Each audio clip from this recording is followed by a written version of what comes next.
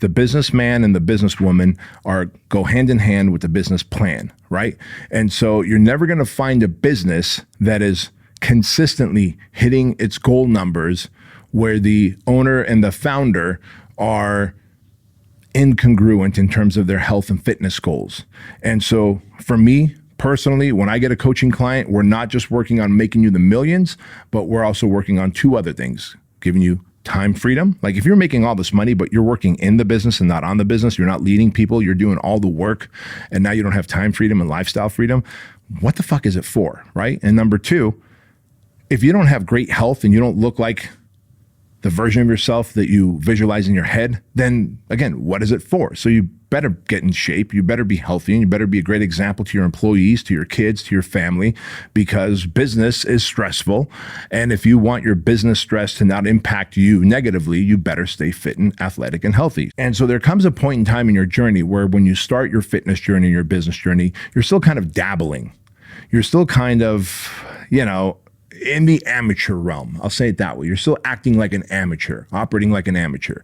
You're still eating shitty food. You're staying late awake at night, watching extra episodes of your favorite show, and you're, maybe sleeping in and hitting the snooze button, and you're executing on things and you're getting better results than you did before, but you're not getting kind of like on the track that you wanted to be on, right?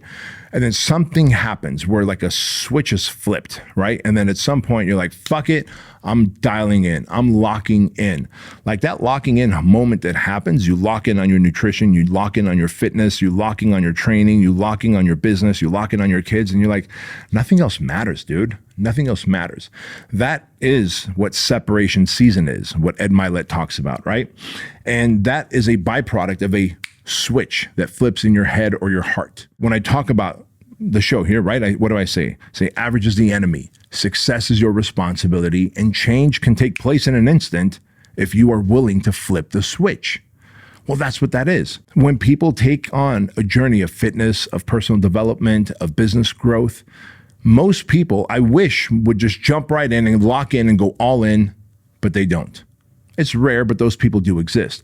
Most people start off by doing better than they were, but they're dabbling, and they spend months, some spend years dabbling and not being consistent and not being fully locked in and disciplined until one day, hopefully, that it clicks, right? The flipping of the switch. Hey guys, quick interruption to the Bedros Keuilian Show. I want to remind you about the Keuilian Wellness Shot. I created the Keuilian Wellness Shot because I wanted a product that was going to help you boost your immune system and fight off inflammation in your gut, in your joints, in your body, so that you are healthy, you don't get sick, and you live an awesome life. Keuilian Wellness Shots have these 9 ingredients that are going to absolutely help fight off inflammation and boost your immune system. Vitamin C, vitamin D, zinc, ginger, turmeric, echinacea, B12, cayenne pepper, and black pepper.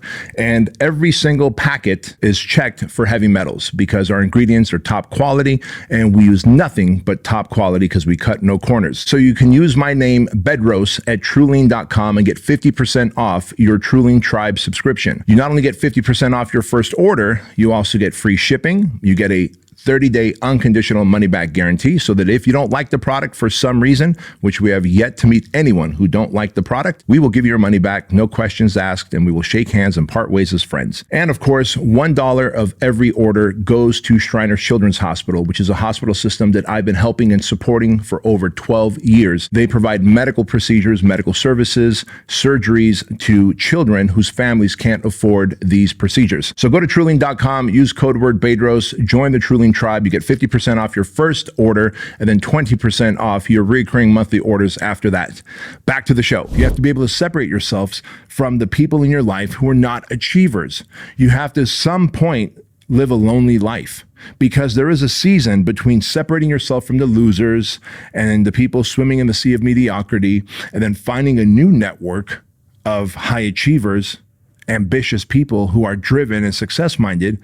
There is a moment in time where you're like, fuck, man, this is pretty lonely. This journey of self-development, of fitness, growth of financial growth is pretty lonely because I cut out all these people out of my life, but I don't have a new tribe to belong to of people who are like-minded like me. And that's what I want to share with you. Y'all don't have to be obligated to talk to people who you don't want to talk to, that are a waste of time and energy, that aren't on the same page as you, that don't have the same growth trajectory and plans as you. I'm not saying you should be a fucking asshole to them. I'm not saying you should be a jerk to them. I am not saying that you should let them know that you're an elitist and you're a much better human than them, and they're not.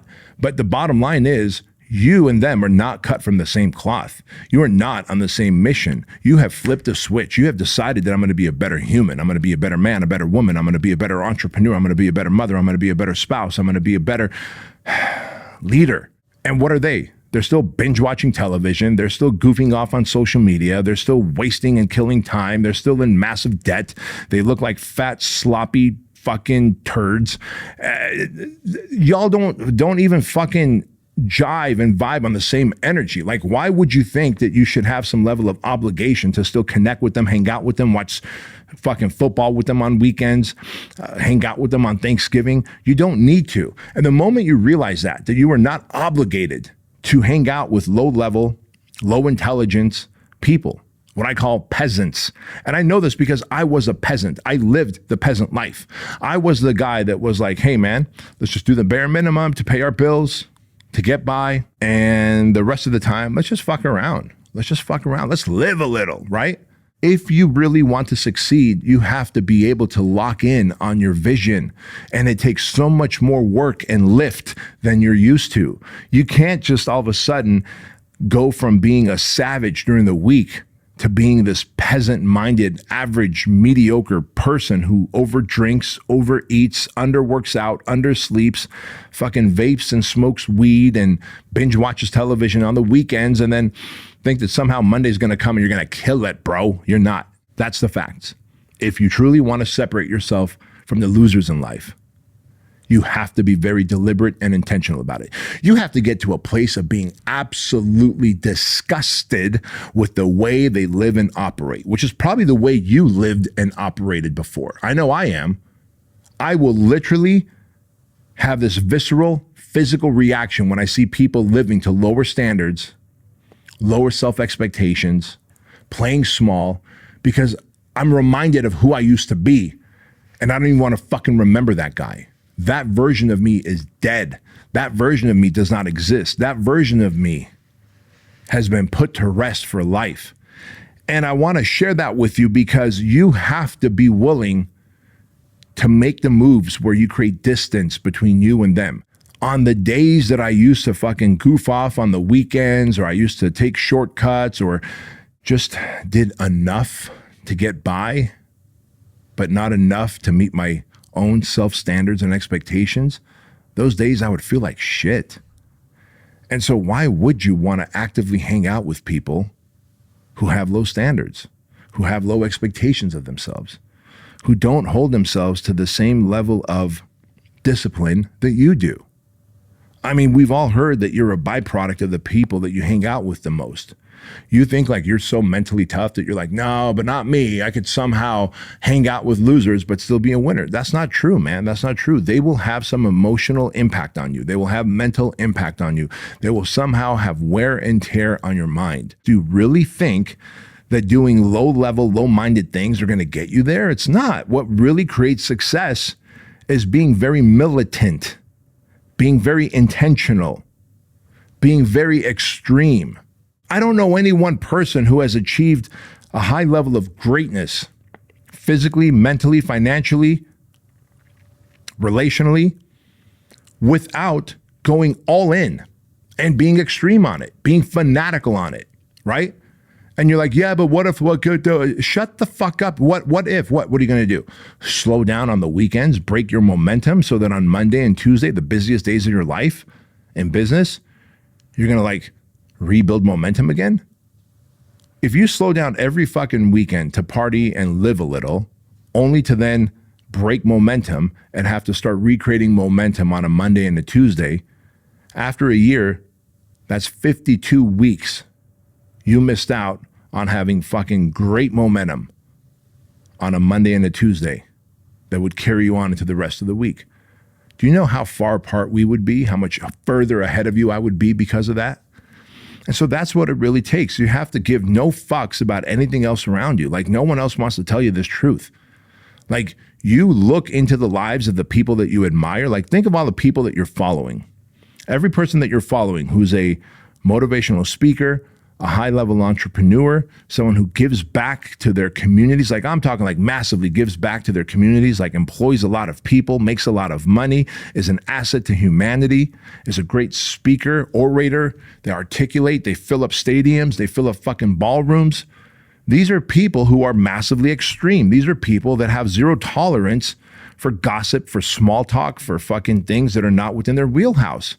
I'm not going to do anything other than focus on the things that I value the most. My health, my family, my business, the people that I love. That's it. What else is there? How much more time do I have? Any other time is going to be dedicated to my own personal growth. And so you have to be able to learn to lock in, my friends. You have to be able to learn to be extreme. You have to be able to learn to go all in. The system, the opposition wants you to accept mediocrity. They want you to stay average. They want you to be in debt. They want you to be dependent. They want you to slow down and vice yourself and addict yourself to alcohol and drugs and food. They want you to live a little and have fun. What's wrong with a little bit of alcohol? I'll tell you what's wrong with a little of alcohol. It's fucking poison. I don't care how little alcohol you have. Oh, I like the taste of bourbon. You've never tasted double malt scotch. Shut the fuck up with your fucking, I do it for the taste, or you've never had good red wine with steak. Guess what, motherfucker? It's still poison. It will still cost you physically and mentally over the long haul. There's enough studies that show that that poison over the long haul will dull out your senses, your cognitive abilities, your memory, increases the chances of dementia, no matter how little of this poison that you have. So how effective is living a little? But if you're that person that's like, man, I'm going to flip the switch, I'm going to create this separation season for myself, I'm telling you, it is absolutely okay to start distancing yourself from the people and the things that do not serve your end goal. And if your end goal is to make more money, to be a great example to your kids of humanity, to be able to live fit and healthy and athletically, to be able to have financial freedom, and to have peace of mind and mental, emotional toughness, that requires so much work that you have to separate yourself from the losers.